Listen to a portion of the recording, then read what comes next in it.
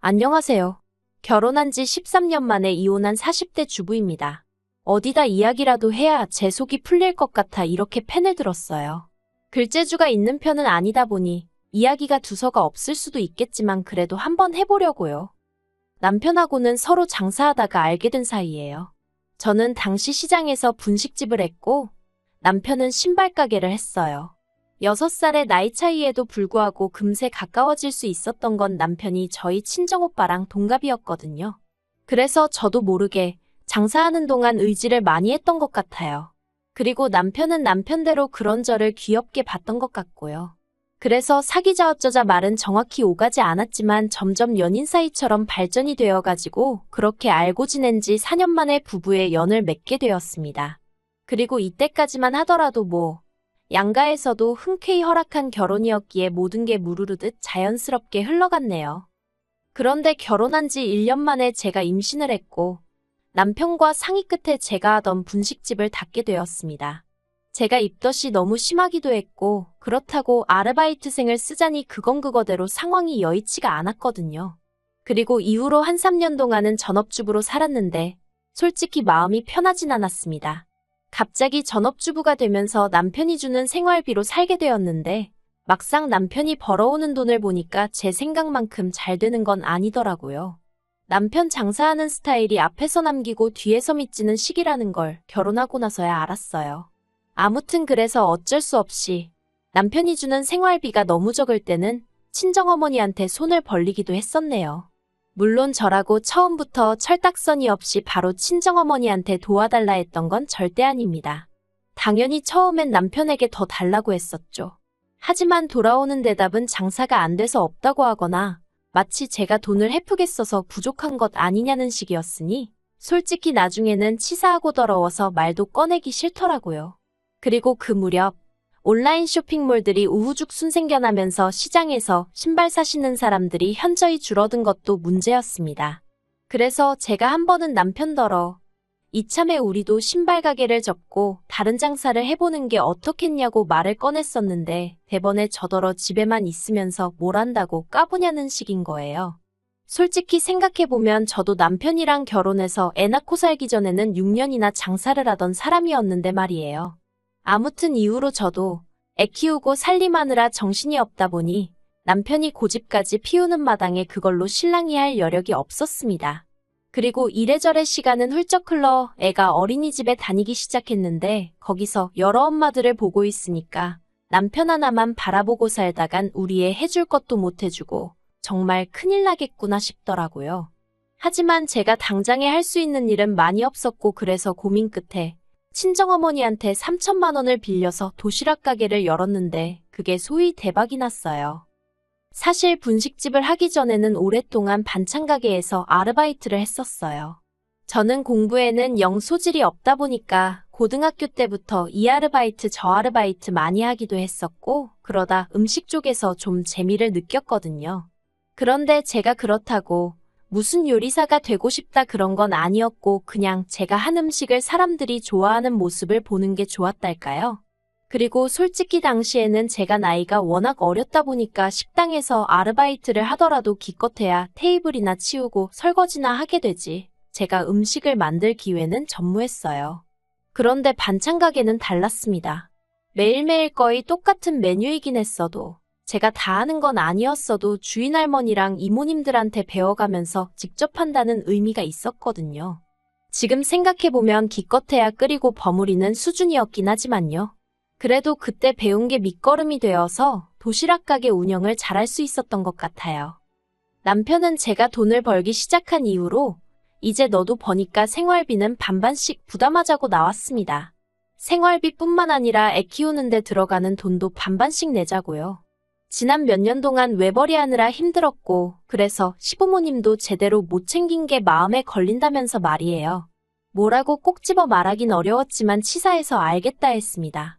그리고 그때부터 정말 칼같이 150만 원씩 각출해서 썼어요.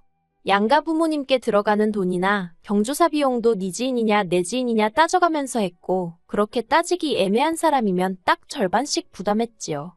친정어머니가 부부지간에 그렇게 정없이 사냐면서 혀를 차신 적이 한두 번이 아니지만 그래도 그때 이미 사랑해서 산다기보다는 애 때문에 산다는 생각이 더 강했던 것 같습니다.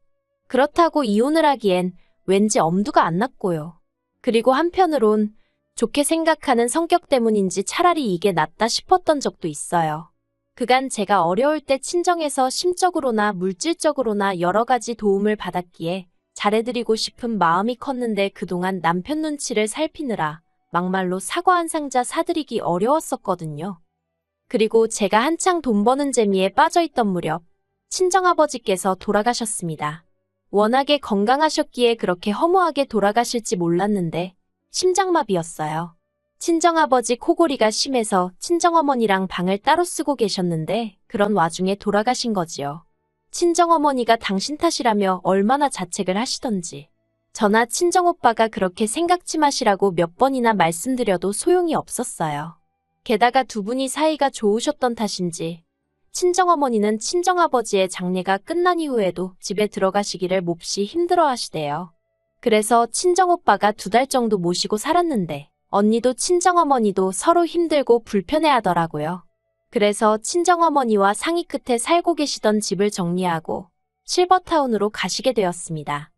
실버타운에 들어가는 보증금 4억은 아파트를 매매하고 나온 돈으로 됐고 훗날 친정어머니가 돌아가시면 그 보증금은 제가 받기로 했습니다. 생활비는 친정오빠랑 저랑 반반씩 부담하기로 했고요. 사실 어떻게 이야기를 해야 할까 싶었는데 친정오빠가 먼저 이런 건 확실히 해두는 게 좋다며 자기가 나서서 정리를 해줬어요. 그리고 여담이지만 친정오빠는 장가갈 때 친정어머니가 따로 집을 해주신 반면 제가 결혼할 때는 친정 형편이 여의치가 않아서 친정오빠만큼은 받지 못했거든요. 그래서 친정오빠가 저에게 늘 미안한 마음을 갖고 있었다는데 전 정말 몰랐답니다. 외에도 친정오빠와 많은 이야기를 주고받았지만 남편한테 따로 이야기를 하지는 않았어요.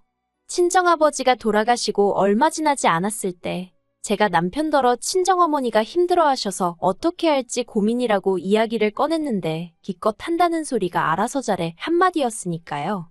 관심이라곤 정말 눈꼽만큼도 없는 사람한테 제가 뭐 한다고 시시콜콜한 이야기를 하고 싶었겠어요.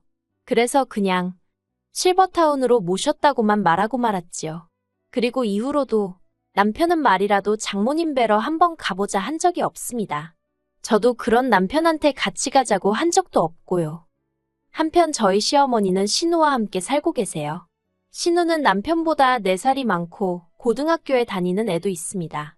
남의 집 일이라 이러쿵저러쿵 말하기는 그렇지만 월세 전세 반전세를 전전하다가 시아버지가 돌아가신 이후로 혼자 되신 시어머니가 적적할까봐 걱정이네 어쩌네 하더니 은근슬쩍 들어가서 살더라고요.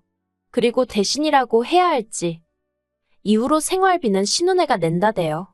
그런데 사실 어디 살든 새 식구가 살려면 생활비는 드니까 제가 보기에는 신우가 자기들이 시어머니 생활비를 댄다고 표현하는 건 좀 웃긴 것 같거든요. 월세를 내는 것도 아니니까요. 게다가 신우는 누가 물어보면 꼭 자기가 친정엄마를 모시고 산다는 식으로 이야기를 하는데 그것도 속사정을 다 아는 저 같은 사람이 들으면 웃을 일이지요. 아무튼 그런 상황이었는데 하루는 신우가 저랑 저희 남편이랑 있는 자리에서 저희 친정어머니가 계신 실버타운은 어떻냐며 이것저것 물어보더라고요.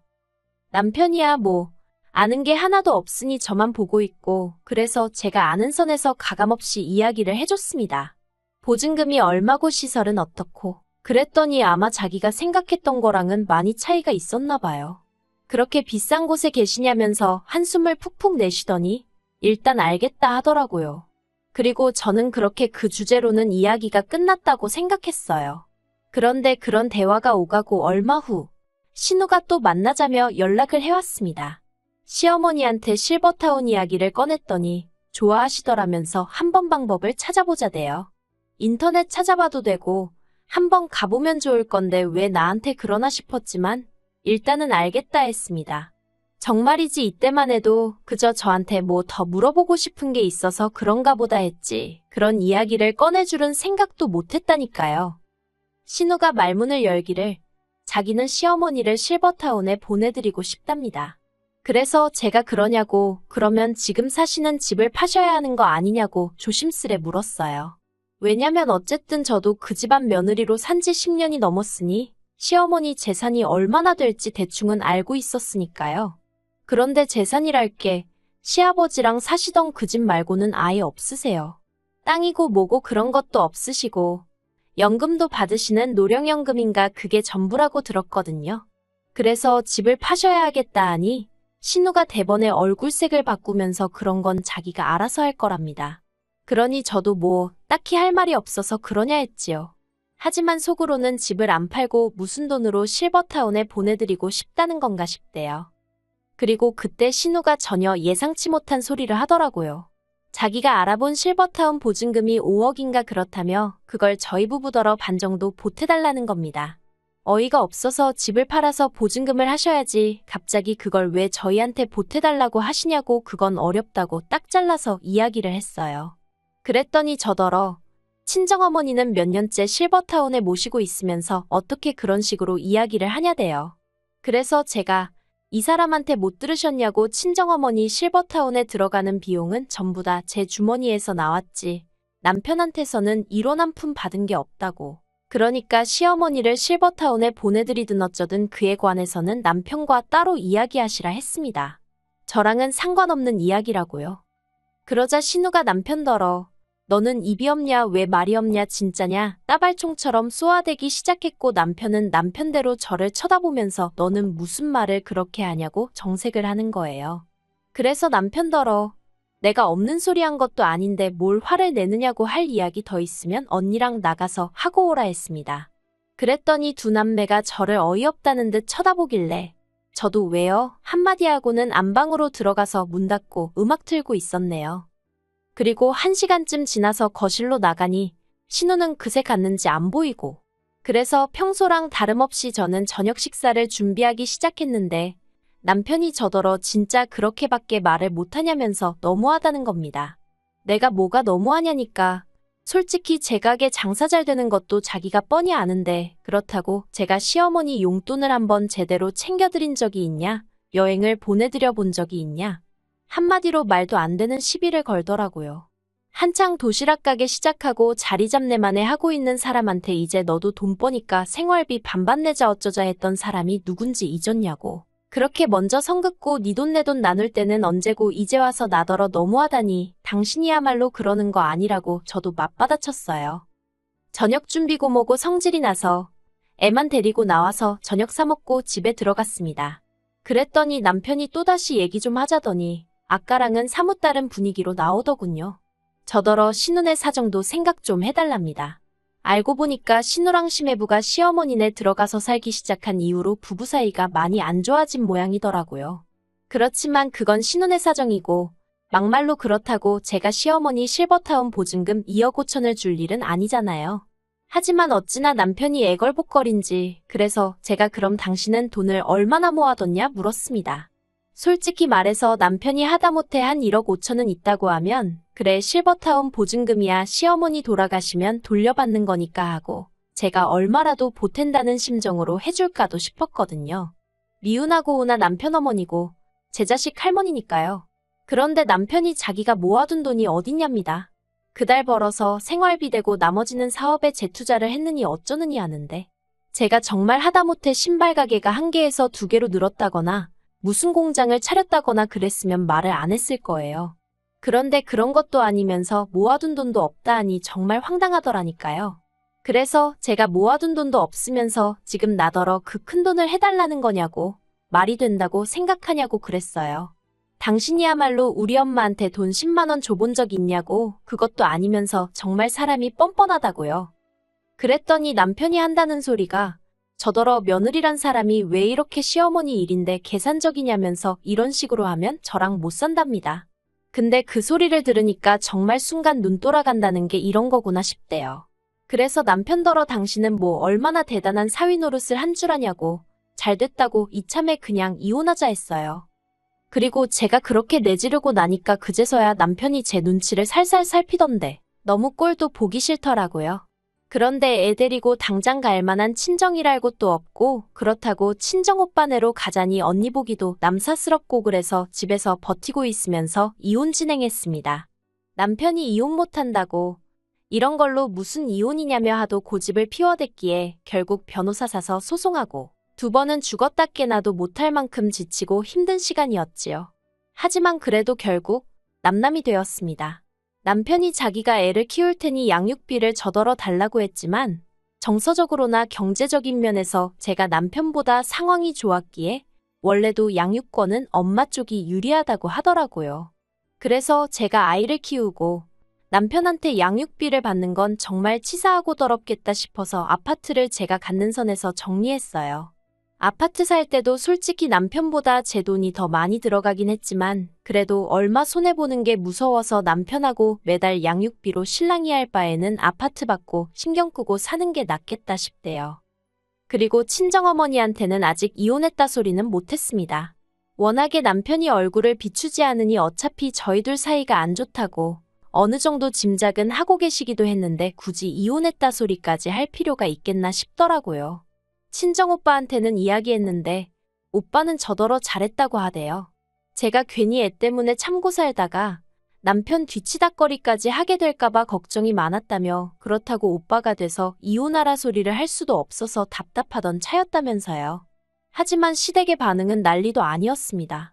시어머니는 당신이 언제 실버타운에 가겠다고 했냐며 신우한테 괘씸하다고 크게 혼을 내신 모양이더라고요.